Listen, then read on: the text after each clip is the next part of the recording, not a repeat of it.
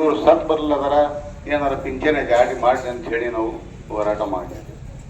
ಅದರ ನಂತರ ಬೆಂಗಳೂರಿನಲ್ಲಿ ಹೋಗಿ ಇದು ನಮ್ಮ ಏನೇನು ಅಧಿಕಾರಿಗಳು ಏನಾರು ಪಂಚಾಯಿಸಿದೆವು. ಪಂಚಾಯಿಸಿದ ನಂತರ ಪೂರ ಇವತ್ತು ಆಲ್ ಕರ್ನಾಟಕದ ಏನಾರ ಕಾರ್ಮಿಕರದ್ದು ಏನದ ಈ ಏನು ಸಮಸ್ಯೆಗಳು ಏನವ ತಹಶೀಲ್ ಹತ್ರ ಹೋಗಿ ನಾವು ಮೇಡಮ್ ಕೊಡ್ಬೇಕಂತ ಬಂದಿದ್ದೆವು. ಇವತ್ತು ಏನೇ ಆಗಲಿ ಮತ್ತೇನಂದ್ರೆ ಇವತ್ತು ದುಡಿಯ ಜನರೇನೇ ತಕ್ಲೀಫ್ ಅದ, ದುಡ್ದೇನಂದ್ರೆ ಹೇಳಿ ಇವತ್ತು ತೋಲ್ ತಕ್ಲೀಫ್ ಆಕಾಶನವರ ಇವತ್ತು ತಹಶೀಲ್ ಹತ್ರ ಬಂದು ನಾವೇನು ಮನವಿ ಪತ್ರ ಕೊಡ್ಲತ್ತಿದ್ದೆವು. ನಾಲ್ಕು ಮಾತಾಡ್ಲಕ್ಕೆ ಅವಕಾಶ ಬಿಟ್ರ ಇವರಿಗೆಲ್ಲ ಧನ್ಯವಾದ ಹೇಳ್ತೀನಿ. ಒತ್ತಾಯಿಸಿ ಮನವಿ.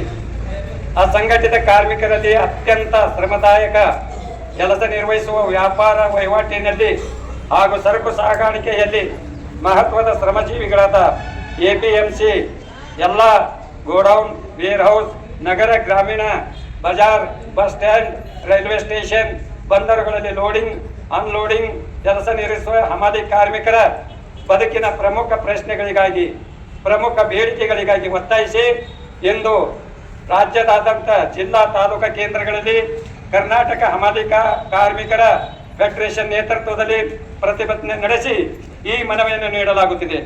ಕರ್ನಾಟಕ ರಾಜ್ಯ ಸರ್ಕಾರ, ಕರ್ನಾಟಕ ರಾಜ್ಯ ಅಸಂಘಟಿತ ಕಾರ್ಮಿಕರ ಸಾಮಾಜಿಕ ಭದ್ರತಾ ಮಂಡಳಿಯಿಂದ ಅಂಬೇಡ್ಕರ್ ಸಹಾಯ ಹಸ್ತ, ಸ್ಮಾರ್ಟ್ ಪಡೆದ ಹಮಾಲಿ ಕಾರ್ಮಿಕರು ಸೇರಿದಂತೆ 85ಕ್ಕೂ ಹೆಚ್ಚು ವಲಯದ ಅಸಂಘಟಿತ ಕಾರ್ಮಿಕರಿಗೆ ಕೇವಲ ಅಪಘಾತ ಸಂಬಂಧಿಸಿದ ಕೆಲವು ಪರಿಹಾರ ನೀಡುವ ಯೋಜನೆಗಳನ್ನು ಜಾರಿ ಮಾಡಲಾಗುತ್ತಿದೆ. ಆದರೆ ಸರ್ಕಾರ ನಿರ್ದಿಷ್ಟವಾದ ಯಾವುದೇ ಹಣಕಾಸಿನ ನೆರವು ನೀಡಿಲ್ಲ.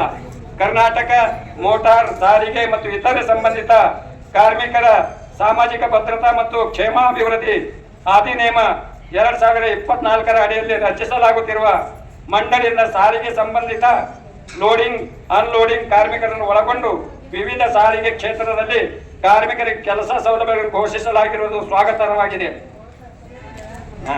ಹಮಾಲರ ಸಮುದಾಯ ಭವನ ನಿರ್ಮಿಸಿ ಕೊಡಬೇಕಾಗಿ ವಿನಂತಿ. ಇದು ಬಹಳಷ್ಟು ದಿನದ ಬೇಡಿಕೆ ಇದೆ, ಏನೋ ಮಂಜೂರಿ ಆಗಿದೆ ಅಂತ ಹೇಳ್ತಾರೆ. ಆದ್ರೆ ಹಮಾಲಿ ಸಮುದಾಯ ಭವನ ನಿರ್ಮಿಸಿಕೊಡ್ಬೇಕು. ಇದು ಲೋಕಲ್.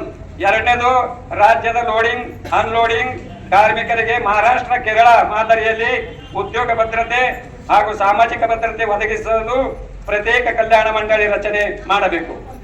ಗುರುತಿಸಲಾದ ಅಸಂಘಟಿತ ಕಾರ್ಮಿಕರಿಗೆ ಜಾರಿ ಮಾಡುತ್ತಿರುವ ಸೌಲಭ್ಯಗಳೊಂದಿಗೆ ಸಹಜ ಮರಣ ₹1 ಲಕ್ಷ ಪರಿಹಾರ ನೀಡಬೇಕು ಹಾಗೂ ಶವ ಸಂಸ್ಕಾರ ಪರಿಹಾರದ ಮೊತ್ತವನ್ನು 25,000ಕ್ಕೆ ಹೆಚ್ಚಿಸಬೇಕು. ಹಮಾಲಿ ಕಾರ್ಮಿಕರು ಸೇರಿದಂತೆ ಅಸಂಘಟಿತ ಕಾರ್ಮಿಕರಿಗೆ ಕರ್ನಾಟಕ ಅಸಂಘಟಿತ ಕಾರ್ಮಿಕ ಭವಿಷ್ಯ ನಿಧಿ ಯೋಜನೆ ಪಶ್ಚಿಮ ಬಂಗಾಳ ಮಾದರಿ ಜಾರಿ ಮಾಡಬೇಕು ಹಾಗೂ ಸೂಕ್ತ ಪಿಂಚಣಿ ಯೋಜನೆ ಜಾರಿ ಮಾಡಬೇಕು. ಎಪಿಎಂಸಿ ಹಮಾಲಿ ಕಾರ್ಮಿಕರಿಗಾಗಿ ಈ ಹಿಂದೆ ಪ್ರಾರಂಭಿಸಲಾದ ಕಾಯಕ ನಿಧಿ ಯೋಜನೆ ಬಡ ಹಮಾಲಿ ಕಾರ್ಮಿಕರಿಗೆ ಅತ್ಯಂತ ಪ್ರಯೋಜನಕಾರಿಯಾಗಿದ್ದು ಸರ್ಕಾರದಿಂದ ಹಾಗೂ ಹಿಂದಿನಂತೆ ಎಪಿಎಂಸಿ ಸಮಿತಿಗಳಿಂದ ನಿರಂತರ ಹಣಕಾಸು ಸಹಾಯ ಪಡೆದು ವೈದ್ಯಕೀಯ ಮರುಪಾವತಿ ಯೋಜನೆ ಮುಂದುವರಿಸಬೇಕು ಹಾಗೂ 60 ವರ್ಷ ಆದ ಹಮಾಲಿ ಕಾರ್ಮಿಕರಿಗೆ ಒಂದು ಬಾರಿ ಕನಿಷ್ಠ ₹1 ಲಕ್ಷ ನಿವೃತ್ತಿ ಪರಿಹಾರ, ಗ್ರ್ಯಾಚ್ಯುಟಿ ಅಥವಾ ಇಡಿಗಂಟು ನೀಡಬೇಕು. ಪ್ರತಿ ವರ್ಷ 2 ಜೊತೆ ಸಮವಸ್ತ್ರ ನೀಡಬೇಕು.